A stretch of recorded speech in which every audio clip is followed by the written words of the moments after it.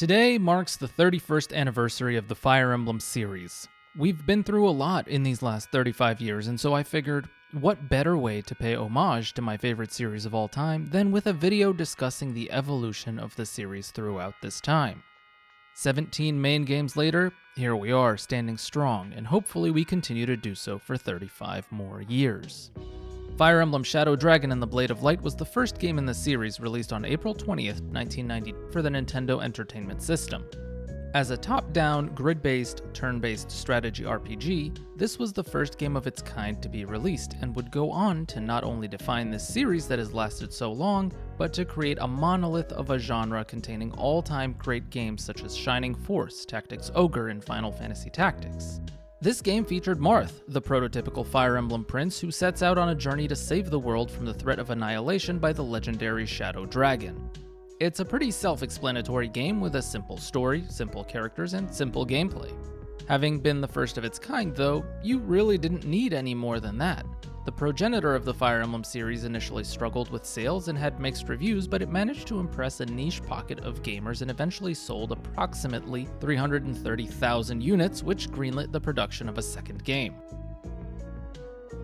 Fire Emblem Gaiden is the second game in the series. Released on March 14, 1992, almost 2 whole years after the first game, we follow the journey of Alm and Celica as they seek to dispel the age-old conflict between their world's 2 dragon deities, Duma and Milla. This game was filled to the brim with innovation where, for one of the very few times in the series, we see our party split into 2 separate units, a team with Alm and a team with Celica, as each one of our main characters sets out to accomplish a specific goal. Alm seeks to fight back the Regalian invasion, while Celica sets out on a journey to find Milla's whereabouts. In addition to that, we also see the establishment of the free roam map system, which would be very soon forgotten for almost 10 years. And in addition to that, we also had the ability to walk around cities and villages, interacting with the characters and NPCs in the game in a more of a classic RPG fashion. Many of these features would be revisited and even become an integral part of later Fire Emblem games, but it's great to see that the vision for them was right here in a game created over 30 years ago. Fire Emblem Gaiden was equally as popular as its predecessor, selling 325,000 units, and with that consistency, it seems like our beloved franchise was now off to the races. Mystery of the Emblem was next, and it took Japan by storm when it released on January 21st, 1994, keeping that 2-year gap between games very consistent. Not only did it bring with it a sequel to the well-beloved Marth story, but it also remade the first game just 4 years after its original launch. It follows along in the world of Archanea, where we see some of its most influential characters succumb to their desires and the stresses of managing a kingdom after war has settled. We see the main villains both return in full glory naturally, and once again it's up to Marth to rise up to slay the big dragon and save the world. Of course, it wouldn't be a Fire Emblem game without changing the formula even slightly. Gone is the free roam and in-game map that we can walk around in from the prior game, but with this one comes supports with on-map stat boosts for the first time, as well as the dismounting feature. This lets your mounted units get off their high horse at the cost of being limited to using swords, and it is completely necessary if they seek to do any form of indoor combat. This provided a niche for foot soldiers and helped to serve as a pseudo-nerf to mounted units who otherwise dominate the SRPG genre due to their high movement efficiency. This game also added a feature called Star Shards, which we'll see return in a different format later, which served as a growth percentage modifier for the units who used them. There were many different ones, and each focused on different growths to help your characters become those endgame monsters you really want them to be. You also need to collect all the Star Shards to get the true ending, and the only bad thing about it is that the game doesn't really tell you exactly which one does what. Of course, we can't stop talking about this game here because with this one comes the upgrade of it now being on the SNES, providing a major graphical overhaul to the series and making it look that much better. With its new innovation and being on a brand new platform, sales of this game soared past 500,000 for the first time in the series, and it ends as the most popular game in the series at 776,000 sales. I wonder if that ended up being an inspiration for anything. 1996 was an amazing year for Fire Emblem as it brought with it the most innovative Fire Emblem game yet, and one that would become a defining point in the series to this day. Sit tight, because on May 14th, 1996, Fire Emblem's 4th title was the definition of evolution and a lot of features were introduced. The first most obvious feature is the map size. This game only has 12 maps in total, but each map is massive, equaling the size of 3 or 4 maps of what we had grown accustomed to so far. The reason behind this is because of how Genealogy seeks to tell its narrative through a complex political thriller with multiple moving pieces at the same time. These are visualized on the map as you're playing all the way on the other side. This method of storytelling has led to what is highly lauded as the best story in the series, even until now, and alongside it, one of the best plot twists in gaming history. The story is a major feature of FE4, and this upgrade does not go unnoticed, if even at the expense of the tight gameplay we know and love changing. Speaking of gameplay, let's continue talking about the changes. You see, FE4 also had its own take on the support system. While there are no conversations and on-map boosts like we talked about, it brought with it a love and marriage system that leads to having children who you can play with in the second generation of the game. This is a complex system where units build affinity by spending turns next to each other in battle, and their kids inheriting certain growth rates, money, skills, and even their inventory in the second half of the campaign.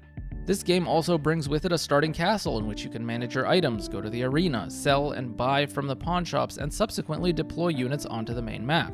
You're also able to deploy every single unit in your army onto the map every chapter, which is a nice feature that enhances that grand war feeling. For the first time in the series, skills also make an appearance here. Every character has their own personal inherent skills that they have upon recruitment, but in addition to that, you can also find various held items throughout the game that give you access to new skills to allow you to even further customize your characters. Money is also no longer shared between the party, and each character has their own pouch and stash that they must maintain, leading to a new tier of army and resource management. And if that wasn't enough, the trade function is completely gone now, meaning that if a unit gets an item, it's theirs unless they sell it to the pawn shop for half price and buy it for full price with another unit, meaning you really need to be extra careful on how you manage your weapons and items as well as your money. To compensate for that, thieves can give any unit they want money, and all units have access to an arena every chapter in which they can go through a full 7 rounds to earn more money, which can be done until the very end of the chapter.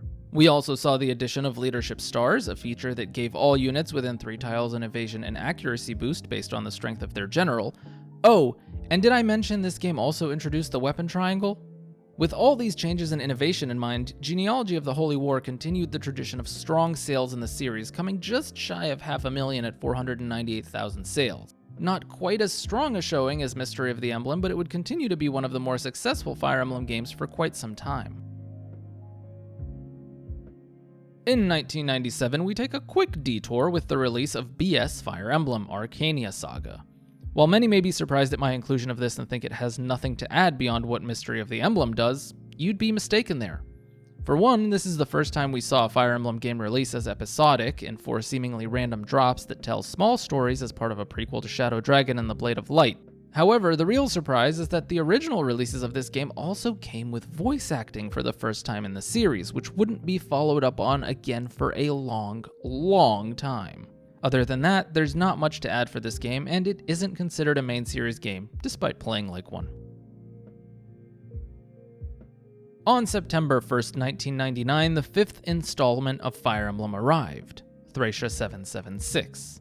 This game follows Leif, who we're very much familiar with from the prior game, as he is a prince that aids Seliph in the second half of Genealogy's conflict.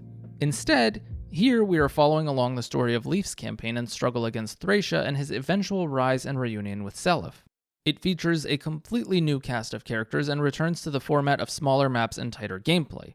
It also brings back the skill system of FE4, but instead of having armbands that you hold onto, you instead find scrolls which can be used to grant units new skills permanently. In addition to that, just like the shards from Fire Emblem 3, we have scrolls here that modify growths. It also brings back the dismount feature from Mystery of the Emblem, forcing mounted units to do that for indoor combat, as well as free trading between army members. Supports once again see a return here, but are fixed between certain units and do not develop in the form of conversations. Perhaps the most infamous new addition that Thracia 776 brings is the Fog of War feature, which becomes a staple of the series from here on out. Thracia's Fog of War blinds you from seeing the enemy and the map completely, making it far tougher to plan out your strategies. This game also saw the return of leadership stars, which now apply a map-wide effect and are utilized by the enemies as well. And while we're on the topic of stars, movement stars are also a thing in this game, giving your units a 5% chance of moving again per star they have. Oh, And enemy units can use these too. Despite the very solid gameplay, this game had the poorest showing of any Fire Emblem game in history, reaching an abysmal total sales of 158,000. This is likely due to the fact that it was made for the SNES while the Nintendo 64 was 3 years into its launch, and with that poor showing, this would unfortunately be the last game developed by Shozo Kaga, as he would leave the company in 1999. On March 22, 2002, Fire Emblem and the Binding Blade launched and made a major shift away from consoles and onto the hugely popular Game Boy Advance. The main character, Roy, was also already popular prior to the game's launch due to him being featured in the even more wildly popular Nintendo fighting game Super Smash Bros. Melee. This was a defining moment for the franchise, as with the advent of Smash Bros. In 2001 and the feature of Marth and Roy, it put Fire Emblem on the international map because of these characters' popularity. Nintendo wasn't quite ready to release Fire Emblem in the West just yet, however, and so Binding Blade would become the last Fire Emblem to release in Japan exclusively, at least for now. With this game's release, we return to a story about a prince who finds himself embroiled in a worldwide conflict where a crazy man wants to let the dragons take over. Does that sound familiar? Because if it does, it's a mirror to the Marth stories, and you're not wrong. However, the scale is grander, the graphics are more beautiful, the 2D animations are stunning, and the map design gets taken a step further here. We also see the return of the true ending that was featured in Mystery of the Emblem, but here you must make sure to unlock and clear a series of Gaiden chapters to find all the holy weapons and eventually take down the true final boss. From a gameplay perspective, this is actually Fire Emblem in its rawest form. Gone are leadership, movement stars, and skills that we've been accustomed to. The game is far more vibrant with great music, and of course it's still the turn-based strategy game we're all used to. In terms of unique features, Binding Blade brings one major feature that will become a series staple, and that's support conversations. By spending a certain amount of turns adjacent to units that can build affinity with each other, they can unlock different conversations that deepen their character development and flesh them out more. Binding Blade resumed the success of previous games in the series, reaching just over 345,000 units sold. On April 5th, 2003, Fire Emblem The Blazing Blade came out just a year after the previous title and was a prequel focused on Roy's father Eliwood, Lilina's father Hector, and told their story as well as showcasing the childhood of prior game's main villain Zephiel. It was more focused on the lore behind the continent of Alib and took a very character-focused approach to the story that we hadn't really seen before in Fire Emblem games. It also saw the return of various map objectives such as the ever-popular Defend and Arrive maps that Thracia had popularized. It really built on the previous game with its focus on support and character-driven narratives, which would forever signal a new shift in the franchise going forward. In terms of gameplay, it was much of the same, with a few tweaks here and there, but no real major features were changed between this game and its predecessor. However, on November 3rd, 2003, Fire Emblem went international for the first time, seeing its release in North America, with Australia and Europe shortly to follow. Being the introductory game for many players in the West, we see an exception to the long-standing permadeath mechanic this series is famous for, as in the second core of the game, you do get your units revived just once if they had previously perished in Lin mode or the tutorial campaign. This game would become a smash hit, shattering the sales record previously held by Mystery of the Emblem, almost reaching 1 million sales for the first time in series history, stopping just shy at 945,000 units sold. On October 7th, 2004, Fire Emblem continued exerting its dominant presence on the GBA with yet another title, The Sacred Stones. This time we follow Erika and Ephraim in their campaign to fight off the Grado Empire as they seek to bring back the Demon King. It's a story of love and friendship gone wrong with a smaller cast and an even deeper character-driven narrative that really lets its characters shine. This time around, Intelligent Systems actually tried to shake up the gameplay a bit with the introduction of branched promotions for the first time in the series' history, giving the game replay value as you can go down various routes for your units, but also a route split that you can also go down in different replays. It also brought back a soft reintroduction of skills for certain classes such as Pierce for Wyvern Knight, Great Shield for General, and Slayer for Bishop. For For the first time in the series, we also see an enemy type that is not human or dragon, and we are fending off against different types of monsters with their own set of weapons and magic. This game also brought back Gaiden's long-lost overworld map with free roam, allowing you to revisit previous towns and shops, as well as fight in monster skirmishes on maps you've previously cleared. It also faced harsh criticism for these infinite grind mechanics that allowed you to level up your units even further, as well as a far easier level of difficulty than most players were accustomed to. Sacred Stones continued Fire Emblem's strong showing and rounded out the trifecta of FE games on the GBA with 789,000 units sold. On April 20th, 2005, exactly 15 years after the series had started, we saw the release of Fire Emblem Path of Radiance on the Nintendo GameCube. Fire Emblem fans had been really spoiled with their 4th year in a row getting a new game, and Path of Radiance was just pure quality. Though it took away the overworld map and branching promotions that Sacred Stones had only just introduced, it expanded on the skills component of Fire Emblem by once again bringing back unique skills for every recruited character, as well as bringing back the skill scroll system that was introduced in Thracia 776. For the first time in the series, we also saw the introduction of the bonus EXP mechanic, which allowed you to fulfill certain objectives during your map, that then gave you a lump of bonus EXP afterwards that you could distribute among your party as you wished. The game also fine-tuned the support system, no longer requiring a specific number of turns adjacent to each other to build those, rather it requires having been on the same number of maps instead. Unit promotions also become automatic at level 21, with Master Seals being in short supply. In addition to that, we have another first in that we are no longer following a lord in our journey, rather we follow the story of Ike, a simple mercenary who is trying to make his way through the world and the events that are transpiring around him. It's a rather refreshing take on a main character that we'd never seen before and makes this game all the more unique for it. Due to its presence on a far more powerful console, Path of Radiance also brings with it 3D animations and upgraded graphical fidelity. It also featured voice acting for the first time in a mainline Fire Emblem game and for the second time since BSFE. However, despite all this, and likely due to the GameCube's poor performance and being at the end of its lifespan, sales fell to 536,000, marking the start of stagnation for Fire Emblem in the years to come. Fire Emblem Radiant Dawn released on the very popular Wii on February 22, 2007, rather quietly. It was a sequel to Path of Radiance that was drowned out by the fanfare of other games, and so this one flew under the radar. It brought with it a far larger scale plot than the first game and starts off by following Micaiah and Soth in Dayan after the events of the war as they struggle to rebuild a country that is in dire straits after losing the war. We do eventually pick back up with Ike, and this game takes a leaf out of Gaiden's book by allowing us to follow the paths of various groups around the world as events unfold around them, ultimately uniting as one for a final grand finale with the largest cast Fire Emblem has had up to date.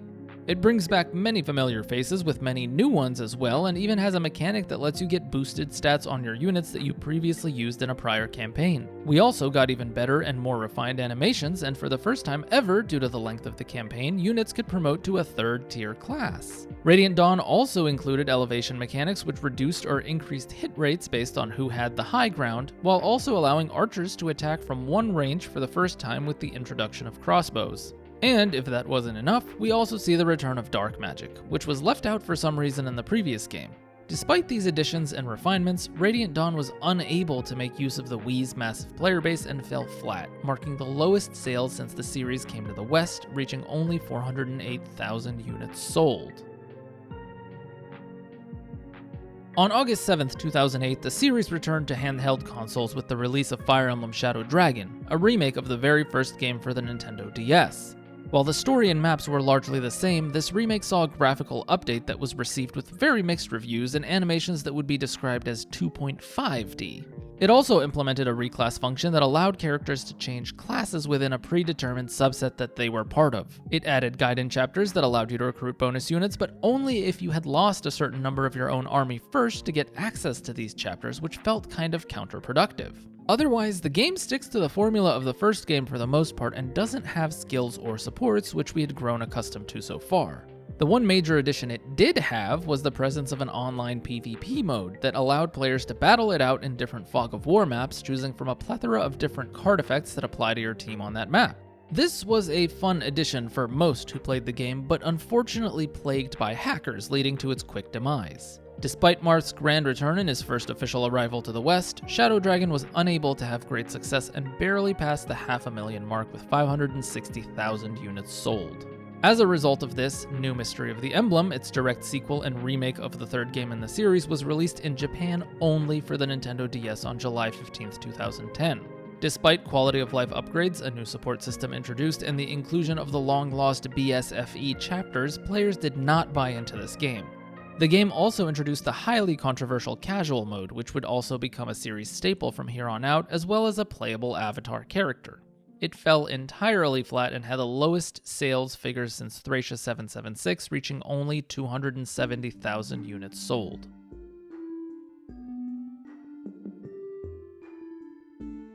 The Fire Emblem franchise was at its tipping point, and a Hail Mary attempt was undertaken with the release of Fire Emblem Awakening on April 19, 2012.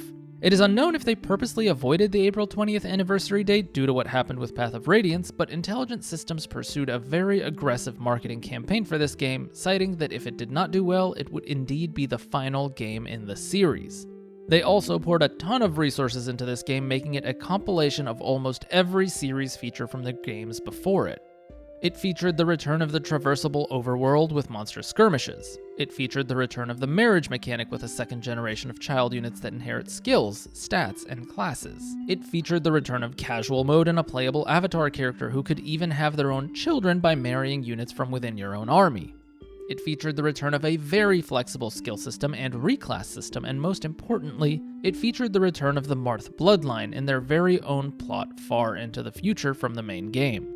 This game also saw the introduction of a new and highly controversial mechanic in Pair Up, as well as the first iteration of paid DLC to ever be seen in a Fire Emblem game, which also features maps containing characters from past Fire Emblem games. And last but not least, it not only brought back voice acting, but had characters with different voice-acted critical hit quotes and small barks during story segments. Due to the combination of refined features, gameplay mechanics, marketing, nostalgia baiting, and even fear-mongering the thought of losing their beloved franchise, both Fire Emblem fans and new players alike rallied to support Awakening, as it was a complete smash hit in Japan on release, leading to it coming to the West once again almost an entire year later in 2013. Not only did it break 1 million units sold for the first time in series history, but it soared past 2 million units sold to settle at 2.37 million units sold worldwide. Fire Emblem was back and here to stay. Riding high off Awakening's success, Intelligent Systems followed it up with their second installment on the 3DS with Fire Emblem Fates, releasing on June 25, 2015. For the first time in series history, they adopted the Pokemon model and sold 3 different versions of the game, all with differing stories and alternate playable characters. We follow Corrin, a prince of Nor, but originally taken from the country of Hoshido. This leads to an interesting dynamic of having to choose who to side with, the seemingly evil Nor or the seemingly good guys of Hoshido. The story in this game is one of the most controversial stories in Fire Emblem, with many criticizing it as a mess that doesn't make sense and has very poor character motivations and development. Despite that, the gameplay is lauded as some of the best in the series, especially in the conquest route. Many of the characters were found to be endearing, quirky, and fun, and these games were very well received because of it. It kept the elements that Awakening had brought in, such as the marriage mechanics and a second generation of allies, the skill system, and the class system. But it expanded on it with brand new classes and a reclass system that could even give you access to classes you otherwise couldn't have depending on your spouse or friend support. It also featured a more finely tuned and balanced pair-up system, and for the first time since Fire Emblem Gaiden, we see the removal of weapon durability, instead focusing on more unique weapon effects. And last but not least, the My Castle feature was added, allowing you to build your own base with unit interaction and shopping for weapons and items in between chapters. Fire Emblem Fates was an even bigger success than Awakening and roared past it in sales, breaking the 3 million mark with just under 3.1 million units sold worldwide. This combined success of Awakening and Fates also led to the series' first spin-off crossover game, Tokyo Mirage Sessions #FE, which was developed by Atlus and launched on the Wii U on December 26, 2015. It keeps the gameplay, narrative, and artistic elements of the ever-popular Atlus JRPGs, while featuring mirages based on Fire Emblem characters. The game had very mixed reviews and moderate success when it first launched, with approximately 280,000 units sold, and maybe due to the fact that it was on an unsuccessful console. It was eventually re-released on the Nintendo Switch. 2017 marked a renaissance period for the series with a Fire Emblem-focused Nintendo Direct that revealed 4 games in production. The spin-off of Fire Emblem Heroes and Fire Emblem Warriors both launched in 2017. The games launched on February 2nd and October 28th respectively, and both achieved successful sales. Fire Emblem Heroes followed the gacha game model and has now achieved over $1 billion in worldwide revenue, becoming a large source of funding for the series. It is regarded as a major celebration of the series despite its highly controversial nature, with being a game that preys and relies on gambling mechanics, and it features a large collection of various art and music that can't be found in any other game in this capacity. The game is still being supported by Nintendo to this day over 8 years later and continues to generate tens of millions of dollars per year, highlighting its success. Fire Emblem Warriors achieved over 1 million units sold, and due to its success was eventually followed up with Fire Emblem Warriors 3 Hopes on June 24, 2022, which saw similar sales and success. It's safe to assume that this will continue being an ongoing partnership in the future. On April 20th, 2017, Fire Emblem Echoes Shadows of Valentia arrived to the 3DS to round out the trifecta of games of that generation. As a remake of Fire Emblem Gaiden, it follows the story of Celica and Alm, but this time with added characters and story points to flesh the world out more. It also featured a heavy graphical update while bringing back the traversable overworld and split-path story. The game was highly lauded for its beautiful visual artistic presentation and excellent soundtrack, while some criticized it for staying too faithful to its dated gameplay mechanics. But most importantly, this entry in the series would open the floodgates and build upon the introduction of casual mode by introducing an even more controversial feature, Milla's turn wheel. If you ever found yourself making a move that resulted in an untimely outcome, the turn wheel would allow you to rewind time and undo said mistake to try again. It was not an unlimited mechanic, but many saw this as an insult to the strategy nature of the genre and another step towards the casualization of the series. Shadows of Valentia also introduced a weapon skill system whereby characters would build experience on certain weapons, and the more they were used, the more access to active skills that they can use in battle they got. It also added support conversations for further expansion on the cast of the game, as well as full voice acting for the first time in the series. Despite its strong upgrades to the battle system, it was likely seen as a step back from the strides Fates and Awakening had made before it, too faithful of a remake, and coupled with it being on a handheld in the waning phases of its life and with the release of the Nintendo Switch around the corner, Shadows of Valentia barely broke the threshold of 1 million sales, taking a pretty steep hit in comparison to its predecessors. On July 26, 2019, a star was born with the release of Fire Emblem Three Houses for the Nintendo Switch. With an incredible marketing campaign featuring exciting trailers and alluding to morally ambiguous characters thrust into a worldwide war conflict, this game was an unbelievable success. It takes place in a school setting, and you, the professor, are allowed to take the side of one of 3 major houses led by 3 different main characters. Based on that, the story will drastically change in the second half of the game, with different endings based on who you support and help win the conflict. Three Houses blew the gates wide open in terms of overhauling the gameplay of Fire Emblem.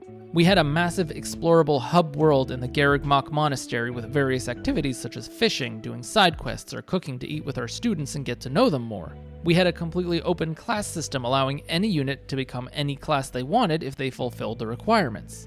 And speaking of requirements, each student was fully customizable and able to be taught proficiencies for weapons and class types depending on what you elected to teach them in between maps. And if that wasn't enough, the class system brought back the 3rd tier of classes that you are able to mix and match from however you desire. Some of this was met with criticism for taking away from a unit's personality and making them just a face that you can mold into whatever you like, but the vast majority were more than happy with the approach, allowing them to turn their favorite characters into whatever their heart desired. It also saw the return of a deep and complex skill system, both from gaining skills from class mastery and weapon mastery. We also saw the return of weapon durability, which had been absent for the prior 2 games. But most importantly, the focus on political intrigue, plot, and characters is what set this game apart from any other game, and people flocked to support their favorite house and stick with their favorite characters. The dark plot and various perspectives keep the conversation alive about this game to this very day, almost 6 years later. We see the return of Divine Pulse, this game's iteration of Milla's turn wheel, and the addition of combat lines, which show which enemy will attack which unit as a prediction to warn players about the consequences of their actions. While not always accurate, these are also features that were once again subject to high levels of criticism from old and newer players alike. Full voice acting once again returns, and the soundtrack of this game was nothing short of incredible. This game also introduced the concept of battalions, which are a special attack of sorts that your units equipped, granting you limited uses of strong actions against enemies or to support allies, as well as granting some added stats. Three Houses has had the highest level of success to this date in a Fire Emblem game and changed the very landscape of this series, annihilating the sales record set by Fates and cruising past 4 million sales to settle at 4.1 million worldwide sales. For the next 3 years, the Fire Emblem series would remain dormant due to a global pandemic delaying releases and production. But on January 20th, 2023, Fire Emblem Engage would release for the Nintendo Switch. The launch of this game was immediately subject to mixed reviews due to the aesthetic decisions that were taken by the game, but it nonetheless enjoyed good success. We follow Alir, the main avatar character of this game, in a far simpler plot than we had seen in previous Fire Emblem games, and that's to save his world from the evil dragon Sombron. This game was unique in that it was likely meant to be a 30th anniversary game that was delayed due to reasons described previously, and it featured emblem rings that contain the spirits of the main characters from previous titles who were directly involved in the plot of this one. Despite the incredibly robust gameplay, featuring a skill system that once again returned and was based on class and weapon mastery, as well as a traversable hub world in the Somniel, the game continues to be criticized for taking a major step back in the story and character development department. It introduced the new emblem ring feature that allowed for a great variety of flexibility and customization of units, as well as the break mechanic that rendered enemies unable to counterattack if done properly.